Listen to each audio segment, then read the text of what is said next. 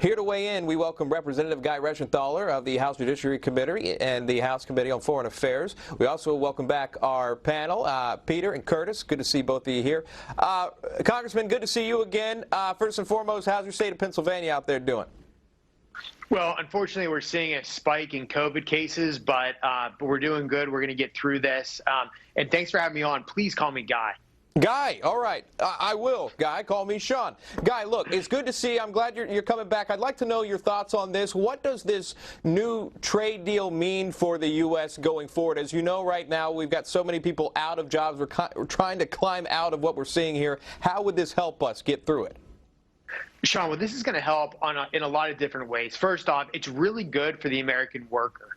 The fact that there are point of origin requirements, more is going to get manufactured here in the United States. The fact that in Mexico, they're going to have to pay livable wages to auto workers is going to help level the playing field and actually make our wages here in the United States increase. So it's going to help the manufacturing sector for sure. You're also going to see the agricultural sector helped out a lot as well. This is going to open up Canada for our dairy producers. Canada has been engaged in, I really think, predatory practices, and that's going to stop those practices and allow us to get our dairy products into Canada. Same with poultry, everything from chicken and turkey. We'll also be able to sell it into Canada. And then there's also IP protection. So intellectual property is something that we lead the world in. Unfortunately, it's not always protected. So that IP strength is going to greatly help us get an advantage in the marketplace. Guy, when this starts rolling out here,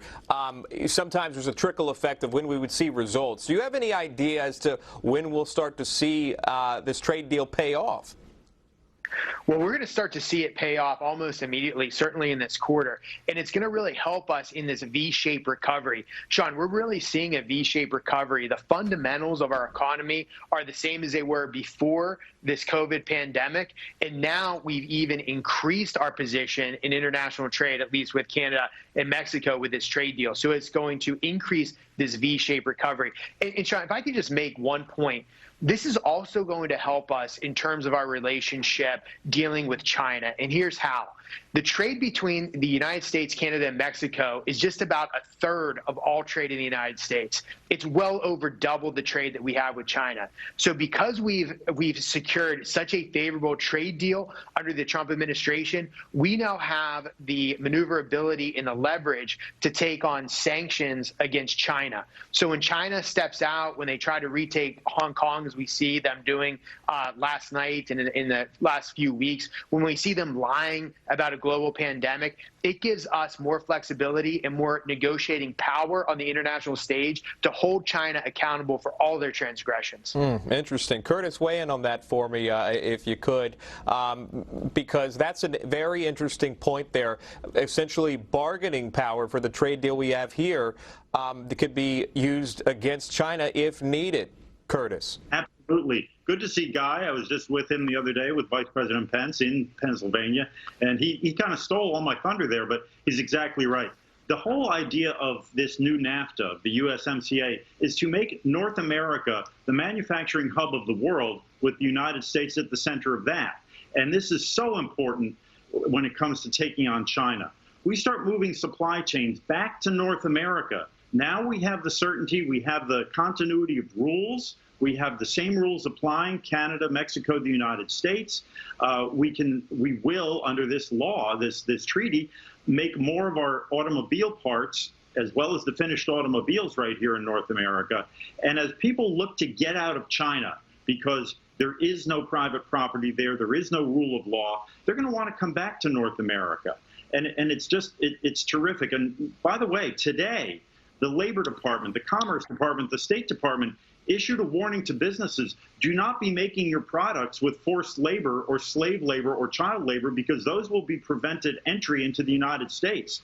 That is a huge incentive to start making things in North America again. If you want to sew clothing, sew it in Mexico. No slave labor down there. Under this USMCA, we can investigate that, take care of it quickly. And that means American cloth, American textiles, American cotton will be going into the clothing that we wear. instead of slave labor cotton grown in China, sewn by slaves in China, and then sent here. So this is great on so many counts. It's going to really give this economy a great boost.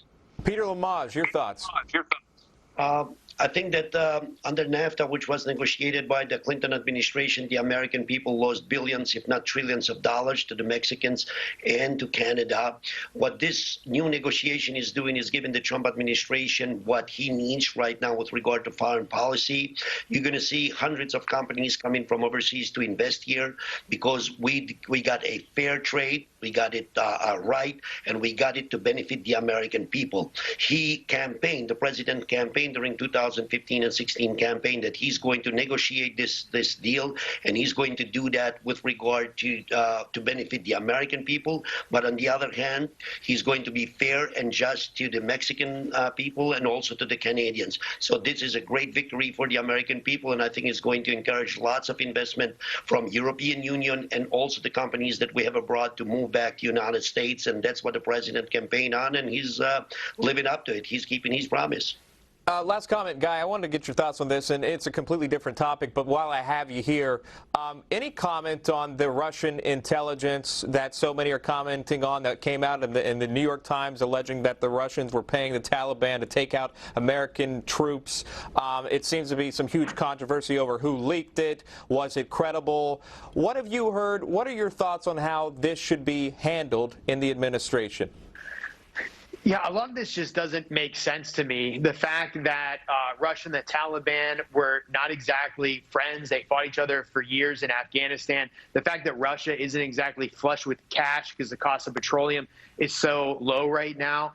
And I've read this book before. I know how it ends. It's usually some low-level bureaucrat who won't work through the chain of command and then leaks information out to the Washington Post or New York Times to damage the president.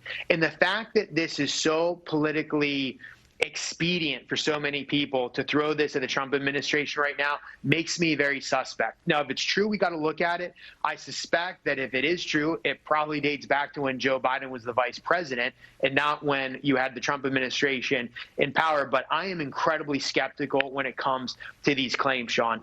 Interesting point. It could possibly date back to the Obama-Biden era. Peter Lamage, Curtis Ellis, good to see you guys. Congressman Guy Reschenthaler, thank you for joining me today. I appreciate it. We'll see you again, all right?